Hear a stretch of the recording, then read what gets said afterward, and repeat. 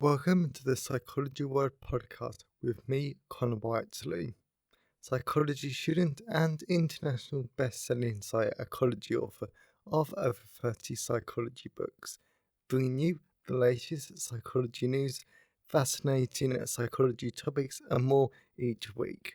If you want to learn more, then please check out connorwhiteley.net/books. And don't forget to like and subscribe to the YouTube video or follow on your favourite podcast app. And here's the show. Hi everyone, and welcome to episode 273 of the Psychology World podcast with me, Connor Wiley. And today's episode is on how to navigate going home as an LGBT plus person. And it is Wednesday, the 19th of June 2024, as I record this. So today's podcast episode is a really fun one, or maybe not so much fun, it's the most interesting. And this is a topic that comes up quite a lot for LGBT plus individuals. This has also comes up for me at times and lots of other situations in my life and the lives of other people.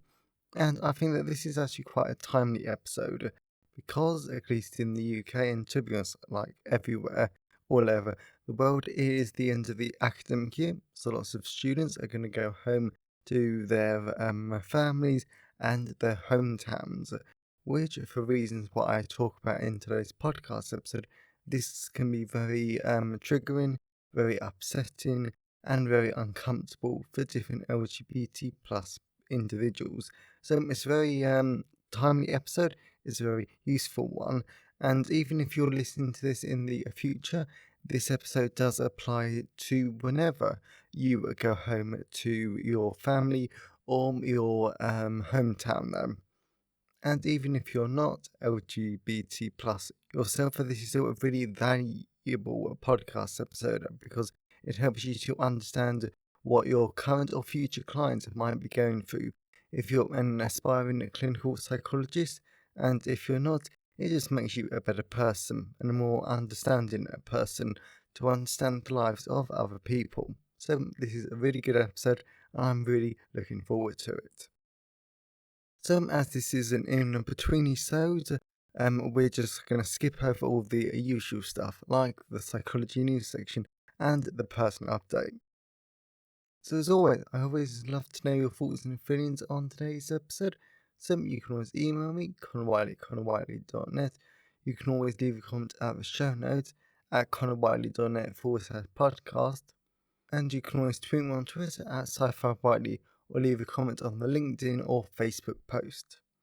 I always love to hear from all of you because it really helps to make the podcast feel more like a conversation. And today's episode has been sponsored by Working with Children and Young People, a guide to clinical psychology, mental health, and psychotherapy.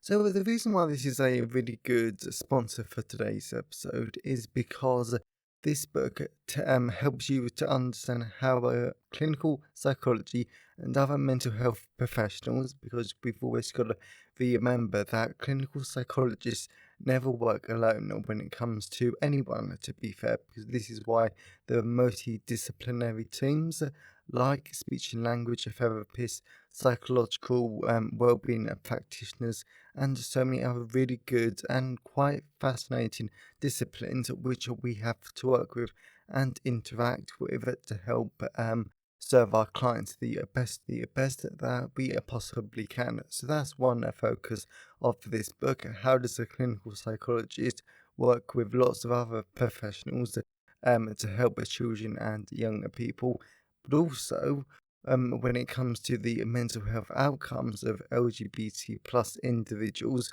the research at least, and from what I've seen, it does tend to focus on adolescents and younger people.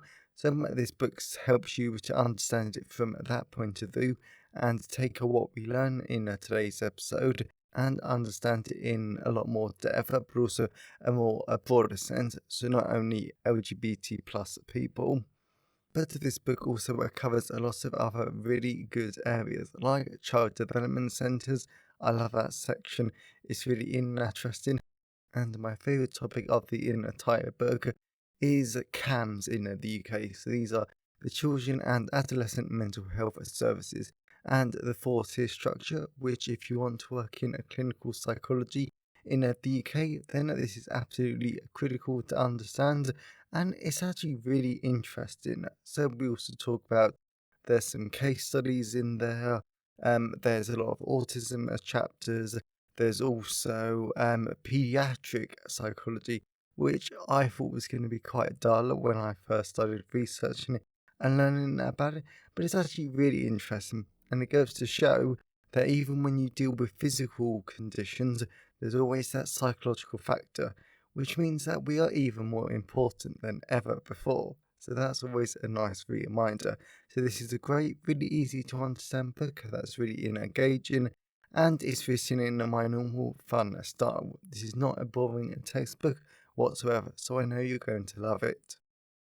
So that is Working with Children and Young People, a guide to clinical psychology, mental health, and psychotherapy. Available at all major ebook retailers, and you can order the paperback and the hardback version from Amazon, your local bookstore, or local library if you request it. And you can also get the AI narrated audiobook at selected audiobook retailers like Spotify, Google Play, Kobo, Barnes & Noble, and selected library systems like Overdrive, Biblioteca, and Baker & Taylor. So, whilst buying books helps to support the creation and the editing of the podcast, my time is sponsored by my wonderful patrons. And as always, a massive thank you to my patrons, because your support shows that you like the show and you want it to continue. So if you wanted to become a patron of the show and get tons of great rewards, now you can at patreon.com/the Psychology Wire podcast. Or you can buy me a coffee at buymeacoffee.com/Conor Wiley. So that's enough of this introductory matter. Let's move on to the content part of today's episode. So moving on to the content part of today's episode. So we're going to be talking about how to navigate going home as an LGBT plus person. This is a great episode. I really enjoyed it, and this is going to be a lot of fun to dive into. So let's dive into it. But first, a little caveat. Of course, nothing on this podcast is ever any sort of official advice. Why can going home be difficult for LGBT plus people? Traditionally, the idea of going home and being surrounded by family after a term or academic year away is joyful, fun, and it is the sign that you finished another great year at university. You're one step closer to graduating, and after all your hard work this year, you can now relax with your friends and family over the summer months. However, whether it's the end of the academic year, going home for the holiday season, or even going home after spending a lovely day with an accepting friend, going home can always be difficult for LGBT plus individuals. Now, there's a wide range of reasons why this could be the case. A lot of LGBT plus people have a complicated relationship with their family and parents, and the same goes for hometowns, to be honest. Since hometowns and the places we grew up in can represent the bullying, homophobia, and the abuse we faced in our younger years, a lot of young LGBT plus people experience trauma and oppression in their hometowns and at the hands of their families, so going back to them is always a difficult affair. Another way to look at this is that we consider how our own families and hometowns tend to be the places where young LGBT plus people are most othered and made to feel like strangers, weirdos, and freaks. No one ever wants to return to these places or people that make us feel like these horrible things. Personally, I've mentioned before about how homophobic my upbringing was because it led to trauma and abuse and everything I've already explained on the podcast. Now, I've always classed myself as a survivor, and I didn't really have another option but to stick with the undesirable outcome. It would have been nice not to have to live in this day in and day out, but that was my life for a decade, and it seriously killed my mental health over time. However, linking to this topic, when I was going through emotional dependency last August, I remember leaning on my super accepting friend who was also gay, and I just cried when I left them because after spending such a lovely day with him, I did not want to return home. So it's really, really difficult to go home at times as an LGBT plus person if your social environment does not like, respect, or tolerate you. Thankfully, everything is a million times better now, but still in the past, it was not. In addition, these feelings of shame and other negative emotions and triggers can be brought to the forefront of our minds if we have to share a space or go to a physical location that was associated with abuse, hate, or homophobia during the holiday season or summer months. For example, if we have to spend time with extremely homophobic people, and we might be really anxious about how this will go, and what abuse we will have to hear, and this is still bad for us to experience, even if we're closeted to these people, sometimes for our own safety. Now, I remember having to go to a party at one of my brother's friends' houses, and I was stuck listening to the homophobic banter for hours. I was fuming at the end of this. It was hurtful, awful, and I did not want to be listening to this utter rubbish about how disgusting and an abomination I was. Now, none of this was directed to me personally, but it was still directed at who I was, who I loved, so I really hated my brother and his friends that night. So it was difficult to say the least, and now I seriously put my foot down and I refuse to go to anything related to my brother's friends. If my brother and his family want picking it up, then they're going to have to find their own way back. I am not getting stuck at a party again, waiting for my brother and his family to get ready for 3 hours. Or 3 hours of just listening to homophobia. That's something else. Overall, home will always be complicated for LGBT plus individuals, even more so when we consider that going home and returning to our hometown invokes a lot of emotions about our younger selves and how we never felt like we belonged growing up. This comes with a lot of fear, pain, and depression, and for some people, a want to run and hide away. Additionally, going off on a slight minor tangent here, this is what happened to me whenever my best friend talks about past relationships and the one they're currently in. I let them talk about it because they're my friend and we're really close, but it always invokes pain, sadness, and grief inside me because they've always been able to live a gay life that I was never allowed to live, a life that's hard even now because of my sexual assault. So I do understand that drive to hide because if you can't be seen, then you can't be attacked, hurt, or shouted at. Nonetheless, there is one thing to remember here.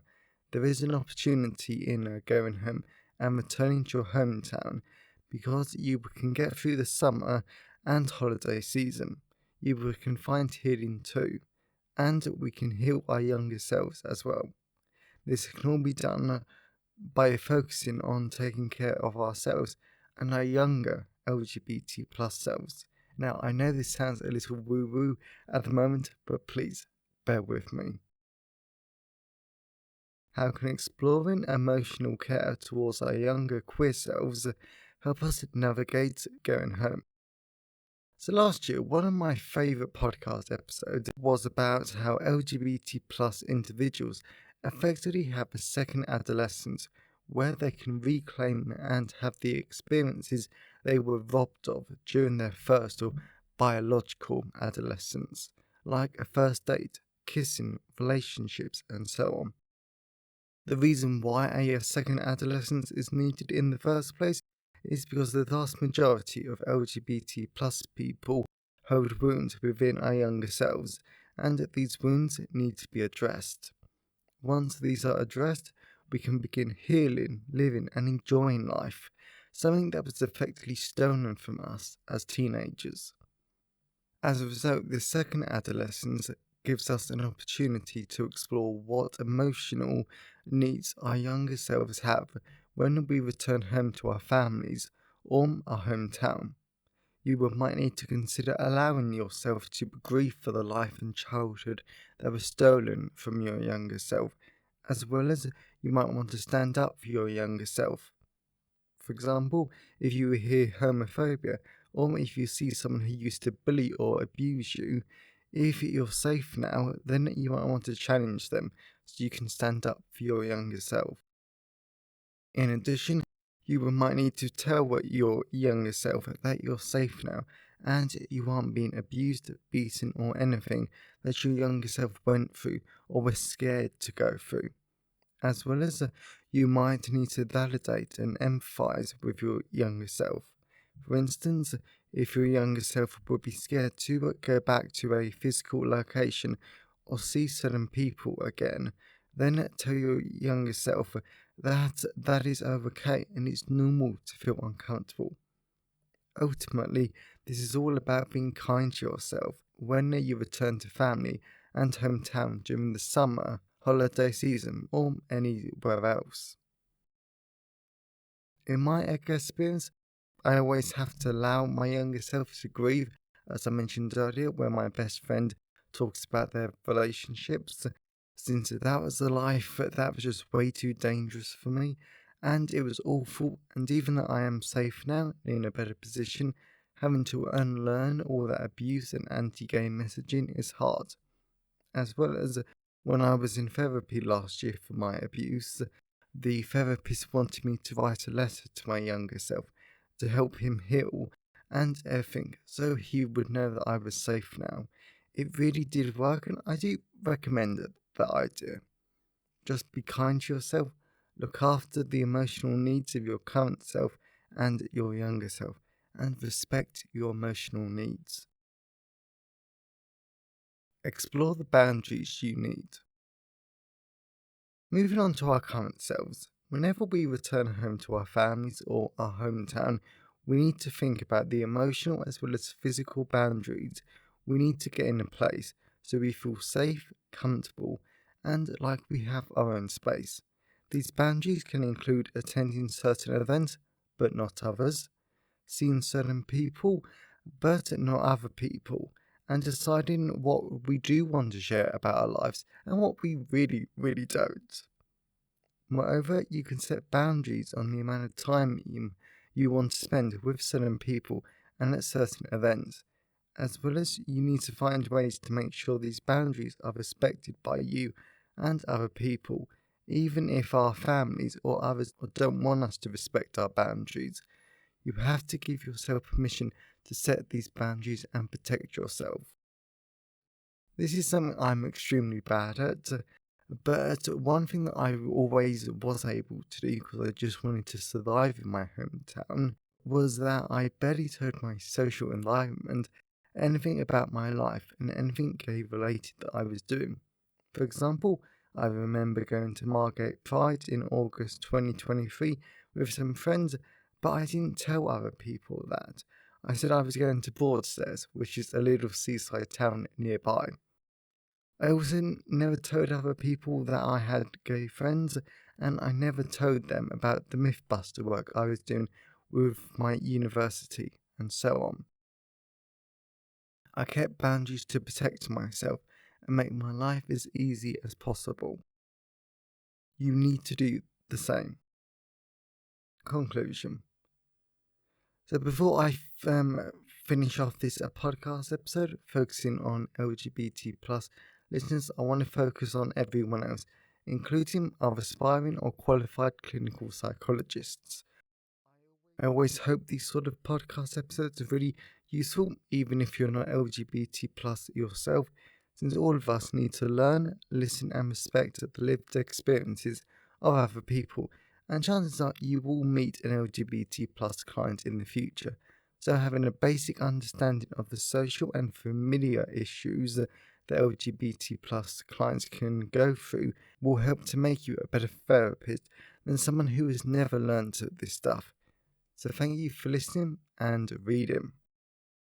In addition, LGBT plus people will have complicated relationships with their families and hometowns because of homophobia, transphobia, and all the anti-LGBT plus messaging that we face on a daily basis. If you have a great relationship with your family, then more power to you, and I am really happy for you. Yet other people do not have that. So if you're returning home to your family or hometown after another year at university or during the holiday season, this can be hard, especially if you've been living a free, authentic life, being at your wonderfully queer self at university, to have to come home and closet yourself again. That is hard. Therefore, you need to look after yourself, set and respect boundaries, and look after the emotional health of your younger self too. Ultimately, going home might seem hard and impossible, but it is more than possible to find a place where you and your younger self feel safe, secure, and comfortable during this summer or holiday season.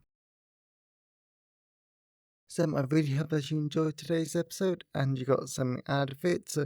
Like, the whole reason why I actually did this podcast episode was because I was talking to a trans girl that I knew at one of the social groups that I go to, and like she mentioned that she was going to go home and like to her family the day after I was talking to her. So that sort of made me realise, oh yeah, like lots of people are actually going home to their families, which I admit is the one bad thing about living at home, is that you do sort of forget that other people don't like live at home like at times. So that's what I thought I would do today's episode, because I get it. This is hard at times, and I'm really glad that the trans girl I was talking to, she had a great relationship with her parents and her family, but I also know that other people don't. So just in case this helps a single person, I did want to do this episode and put it out there. So I hope you found it useful. So if you know someone who would enjoy today's episode and get something out of it, then please share it with them. I'm always really grateful when you wonderful people help spread the word about the podcast. And if you want to learn more, definitely check out Working with Children and Young People, available in all the usual places. And if you want to become a patron of the show, now you can at patreon.com/The Psychology World Podcast. Or if you want to give the podcast a bit of like one-off support, now you can at buymeacoffee.com/Con Wiley. So have a great day, everyone, and I'll see you next time. Thanks for listening today. I hope you found it helpful. Please remember to like the video and subscribe to the YouTube channel and follow the podcast on your favourite podcast app. And if you wanted to learn more, then please check out the backlist of the podcast episodes or my books at conwiley.net. So have a great day, and I'll see you next time.